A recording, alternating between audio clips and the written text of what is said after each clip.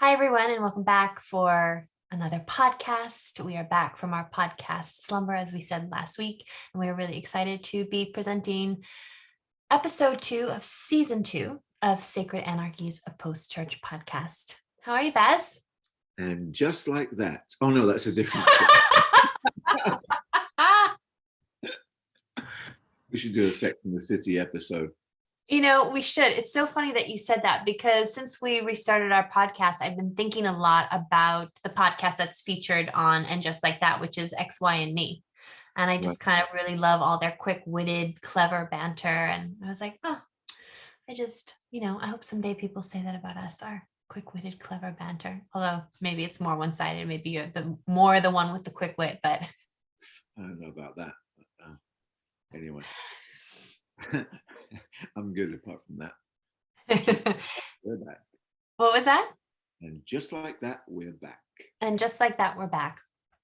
And, so I turned 39 recently, as you know, maybe about a week and a half ago now. My birthday was on the 1st.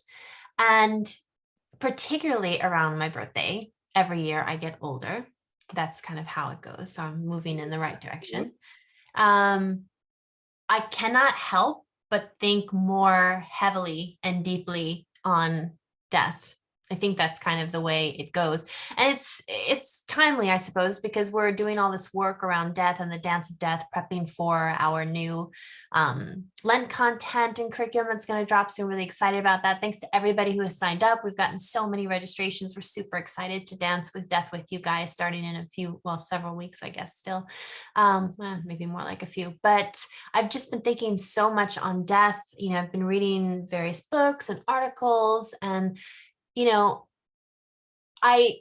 had a conversation a couple of days ago. I came across 2 books and I was really excited to share them with you. And you were like, oh yeah, those 2 books defined thinking around death in the 20th century.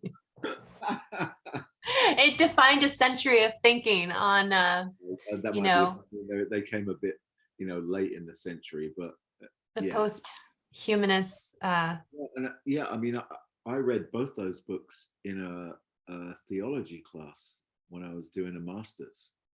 Which theology class did you read these? What was the name of the? Well, it was a systematic theology class, but it was taught in a non-systematic way by a man who I only stayed at theological school because of. Yeah. Ray Anderson.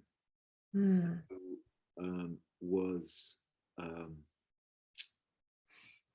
a real interesting human being, a poet and into poetry. We dialogued a lot around actually where my ideas about betrayal were developed in his class, because he actually, he was a theologian, but he worked hand in hand with psychologists and psychiatrists doing kind of innovative work on what at the time he called sort of soul care. Yeah. But the entire time he was, I think, until he died, a theologian, an academic. But he always had a small sort of church community in a very kind of challenging neighborhood in California that he worked with. So his systematic theology was always based in the real world. And he was quite maverick. In fact, I think he never got tenure because he wouldn't sign a statement of faith. And he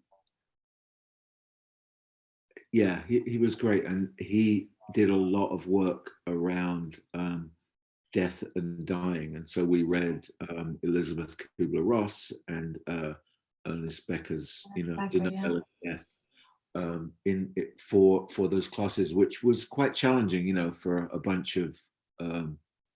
It was interesting.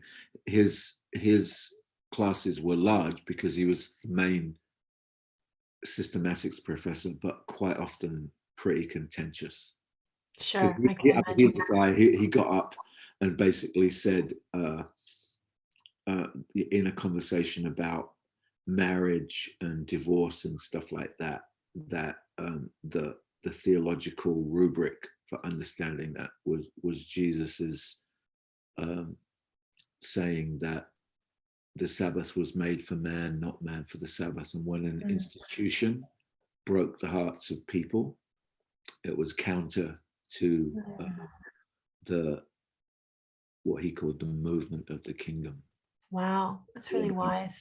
He was a wonderful man. I really, really liked him. And we used to get together for coffee. And I'd come across this book of poetry called the Book of Judas. And he wrote a book about Judas. And he was one of the first people who I'd come across who theologically was attempting not to necessarily rehabilitate Judas as much as to explore and examine the relationship of Judas to the rest of the gospel in a different way. Anyway, sorry, that was a long meandering. No, that's really interesting. Well, I mean, about the Judas piece, Judas, like the Pharisees and the Sadducees, we have the, enemies of Jesus and we have the friends of Jesus, and they're very staunchly different, and we, just tend to sort of take it in this one-dimensional face value. And we don't ever actually humanize the characters really well. We don't actually ever take them on their own terms and within their own life context and their own nuances and dimensionality and their own troubles and all the rest of it. So I love, you recently recommended this incredible book. It's on my wish list. It's probably one of the next ones I'm going to buy, The Night in Gethsemane. Was that the name of it? Oh yeah, Massimo Recalcati. Yeah. So, more and more people are starting to ask questions about these characters. Yeah, interestingly, that guy who's an Italian psychoanalyst, has just finished, apparently, the first volume of a book on biblical theology and psychoanalysis. Sounds fascinating enough. The tragedy will be that it will be published in Italian. Oh, that is no, the tragedy will be whoever has to do the translation. No, the tragedy will be, I think this might be the year that I need to learn to read Italian properly, because I've read about 6 of his books now, which I think is about the sum total of his books that are available. Yeah. I think he's the most interesting because he does theology and psychoanalysis side by side. He's a model for something that has not been touched in that realm yet. Yeah, that's interesting. I feel like we've had like 2 podcasts in this already. This podcast already. Well, let's talk a bit about Ernest Becker's book, because I know you've been digging into that. Well, yes and no. I'm digging into a particular section that I, thought was really interesting. But I do want to just say one thing before we dive into this. The reason why I brought up my 39th birthday and thinking about death is because, well, one, I obviously am thinking about death the older I get, but I really kind of sat back and just thought to myself, okay, back in the day, and we are talking back in the day now, when I was evangelical and the Christian girl and had all those ducks in a row, you think about death for a particular reason. You think about death with a particular afterlife hope in mind, and you're thinking you're going to see people on the other side, that everything's going to work out. What you can now see in part, you're going to see in fullness. It's just totally different. This life isn't all that there is. If things are shitty, it's okay. I'm going somewhere else better. And then you get on the other side of that Christianity and that evangelicalism, and for, I'll just speak for myself here, the post-Christian, the post-God, the post-theist realm. And you still are thinking about death often, but it's just in a completely different context. You're thinking about death as something that you are inching towards every day. We are dying creatures, dying humans, dying, breed, whatever. And now this life truly, for all intents and purposes, is all that there is. On the other side of my Christianity, this life wasn't all that there is, and death was framed completely differently, as something to not be looked forward to, but to invite in as just part of the next step on this journey. And now you think about death in light of, how am I going to live better? One of the things that we're going to be talking about a lot in our Dance of Death Lent series is this idea within philosophers that philosophy is all about how to live well in order to meet your death well. And so I don't know, I feel like now the older I get, the more, I don't want to say theologically minded, but I guess as I continue on this kind of post-Christian journey and this post-Christian life, the more I frame every decision and how I engage my relationships with death in mind. Like, I don't know if this is something you can relate to, but I always think of my parents as in their 30s. I just do. Like, my parents are just locked as young people in my head for some reason. So every once in a while when I notice serious points of aging for them, I'm like shocked. I'm like, wow. But my parents are well into their mid 60s and moving into their late 60s. And I don't see them a lot, especially now living in the UK. And so when I'm in New York and when I'm with them, every decision I make about how I engage them, what we do together, the time I make for them is always motivated by the fact that death is always ever looming. You know what I mean?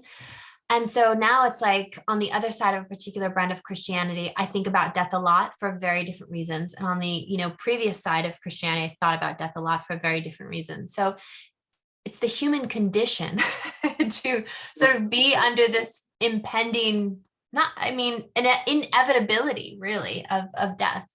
Yeah, which is why I think Becker's book is, well, and the title tells you everything. The denial of, and the denial of, I'm stuttering. Why am I stuttering? It's so weird. and I think he talks about the dilemma of mortality. I mean, I remember a few things from this book. The words he uses are incredible. I'm reading this and I'm like, how did you string those words together? I love incredible. That idea. He talks about what is it? He calls it the myth of the significance of human life. Yes. And he talks about the acts of heroism that because he has that idea, right? Yeah. He says that if the basic quality of heroism is genuine courage, why are so few people truly courageous? That's funny. I just read that when you said that.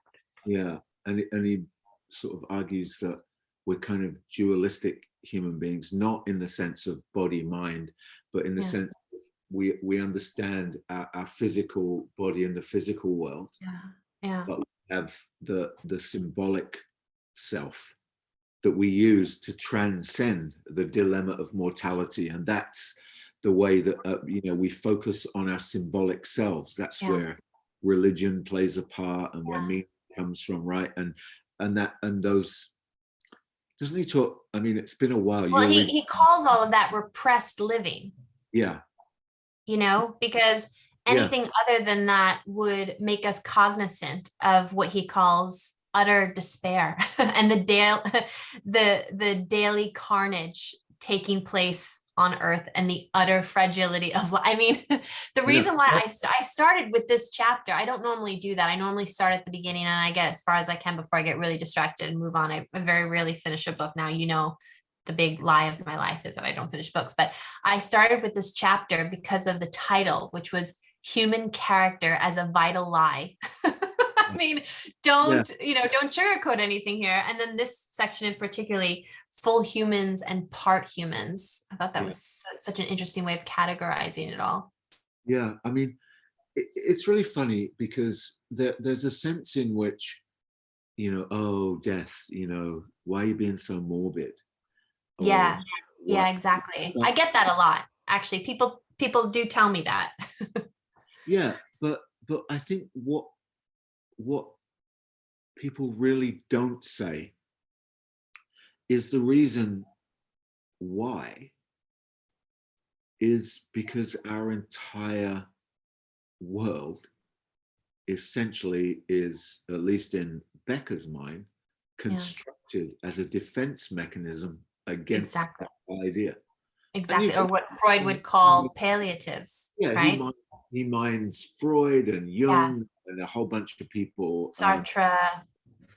Yeah, I mean, so Maslow. He's got a bit of existentialism, a bit of nihilism, a bit of psychoanalysis. He's got a bit he's got it all, really. Jungian stuff all coming together. And really, what he wants to say, I think, is that, well, my takeaway from it, like I said, was two things. one, we can't really live if we're not prepared to look at what it means to be alive. And to look at what it means to be alive is to realize mortality. Well, and he says this, I love this line, full humanness means full fear and trembling, at least some of the waking day. Yeah. It's I funny. That's beautiful. Yeah. It reminded me when you brought up Carnage, I mean, that my favorite album of the year. Yeah, Nick Cave, Warren Ellis. Yeah, definitely. Here we are again, another podcast mentioning those two. But they owe us. Sacred Anarchies, the Nick Cave Appreciation Society. Yeah, exactly. But I do think that sort of language really gets in there, and that on one level, this book is very confrontive, but it's also what I find, and this is what occurred to me, and was part of the trajectory really of reframing the way I approach a lot of things in life, is that addressing the death anxiety, which is another one of his terms, if I'm not mistaken, the anxiety about death, because we all have it, and there are moments, and sure. We just choose not to think about it most of the time. I might be still young in my head, but like everybody else, my life is creeping along a ruler that's adding up the numbers, you know what I mean, and you start to come along, and we're just confronted by it. And let's just face it, we've just gone through a global pandemic where almost 6 million people have died from an invisible virus that nobody knew existed until it suddenly appeared and wrought carnage. It wrought carnage on the world and added to the anxieties of all the other things that we deal with. And it's not to be morbidly obsessed by that. It's to go, wait a minute, how do we live in light of that? And and Becker's thing is religion. Religion doesn't work for us the way it used to, right? Yeah. And so, interestingly, he doesn't think science is a good substitute. Right. Well, it's just a God by a different name, isn't it? He said we need new convincing illusions. And again, illusions, we need new stories around that. And I actually think we have one. I think the new convincing illusion is AI digital technology. Sure. I think that's the emerging convincing illusion, because it fits the criteria of religion. Afterlife, extension, those things that he talks about, where you transcending worlds. Yeah, sure. Transcending worlds, transcending the time of the body. And this is why I think theological conversations have to be techno-theological conversations. For sure. In the 21st century, because that's the convincing illusion that more and more people, and still, religion's made a big comeback, but it's made a comeback in largely sort of newly within the cosmology of digitality or cyberspace, I think. Yeah.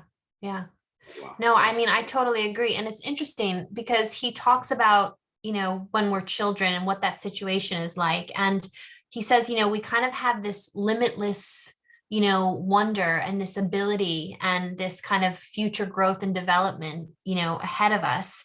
But then at some point we become very cognizant of what's happening, and we have to develop our defenses against a world that, I used utterly despair, that puts us in utter despair earlier, but another term he uses is the tragedy of life. He says, this is, and obviously this was written in the early 70s. So he's using masculine pronouns and nouns here, but he says this is man's finitude, his dread of death and overwhelmingness of life.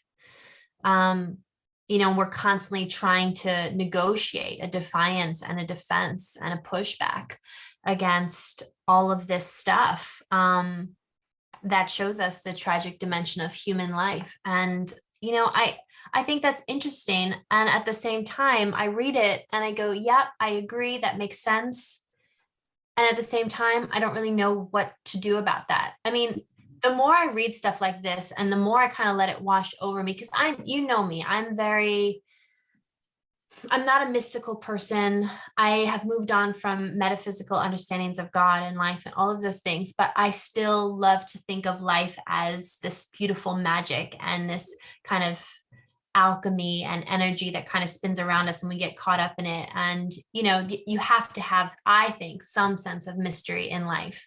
Yeah. But at the end, fantasy also. I remember when I was in college, and this was like at the height of my Pentecostal evangelical years, I had this quote that still to this day, I'm trying to find the author of it. It was unknown at the time. I wrote it down on a Post-it and it was taped to my wall my entire senior year. And it said, fantasy is not a way of escaping reality, but it's a way of understanding it. And it resonated with me so much at the time, and it still resonates. Only my fantasies are understood differently by myself now at this point. Like, I want my fantasies and I want my magic and I want my mystery, but I am also deeply passionate about being aware of the fact that it is fantasy and that it is, potentially we can use the word, palliative, a palliative therapy in the face of utter despair. And so I guess I'm okay with it. I just want to be more and more aware of how it is that I am coping with the death sentence of the human condition. Yeah. Yeah. And of course, this is what coming to terms with that. I mean, it's very difficult, and when anybody says, "Oh, is dismissive of that," I they're missing a jigsaw piece in their own humanity, because Totally. you may not like the way, you may not like the symbolic world that somebody has created to address that stuff, but it's like, I mean, you hear all the time stories when people die, people who don't believe in God necessarily, but they believe you're always gonna, we'll see them in the next life. Now they've got their angel wings, it's off to a better world. We've all got back there a way of understanding, or at least laying claim to the piece of life that is the most difficult to address, which is, as Becker argues, the dilemma of our mortality. And I think there's a sense in which it can be an invitation, when you come to terms with that, to live differently. Definitely. And I think sometimes, and I think this is part of the argument that he was making as well, is that the sort of fascination with the construction of the symbolic self and the extension of all of that doesn't make for better living. It makes for the living of what he would call being part human and not wholly human or fully human. And I think it's a particularly Western phenomenon, because we've been privileged, if you want to use that word, to be able to remove ourselves from death. Not the final, the fact that people die, but we've been in a world where we've been able to delay and disrupt and put away, and we send people away. I mean, people aren't as acquainted with it as people who have a much more bare bones existence. For sure. Yeah. So, be happy you're going to die. And that's what we have for you this week on Sacred Anarchies. Well, no, seriously, we are going to end because we want to try and keep these short, and we've already gone like 25 minutes. So what? C'est la vie, it's mortality. That sounds like a tattoo. With a skull and some flowers coming through the eyes or something like that. And I will say really quickly, I do think that we are having new cultural conversations about death. I think that's it. And many years after Becker, I think firstly, there are new convincing illusions that we have. And I do think that we are actually confronting death in a way that we haven't in our culture for a long time. Yeah. So in the time that he wrote that in the 70s until now, which is, 50 odd years, I think we've made some significant recovery of those things. Yeah. Or something. It's interesting. He says, in order to kind of have this fully human, extra creative, part, dimension to us, that we have to live, quote unquote, on the brink of madness. Yeah. And as romantic of an idea as that is, I mean, what does it mean in the 21st century West to live on the brink of madness? I don't know. I don't know what it means literally. I don't know what it means philosophically. I don't know what it means. Yeah, you said in that chapter right before we started about schizophrenia, right? Yeah, he talks a lot about the schizophrenic in this. And he says, I think, some things that would be very controversial and probably have maybe been, very highly critiqued. Yeah. But he says that the schizophrenic is actually, well, and I guess I'm paraphrasing here, is one example of the type of person that is living almost fully human. They're furthest away from the animal and they have shed all of their illusions. And they have nothing. They have no defenses. They have no coping mechanisms to engage this condition of despair. And that is why you have the schizophrenic act out the way that they do.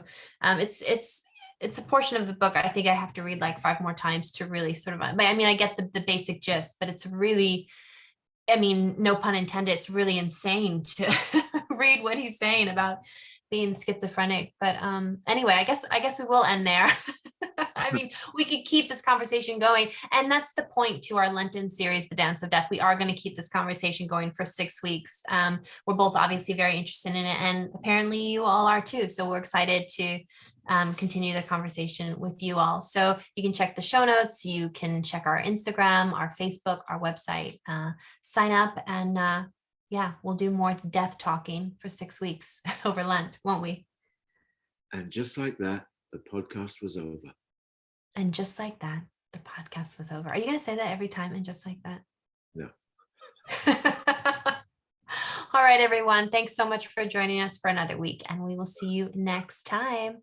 Bye. Bye.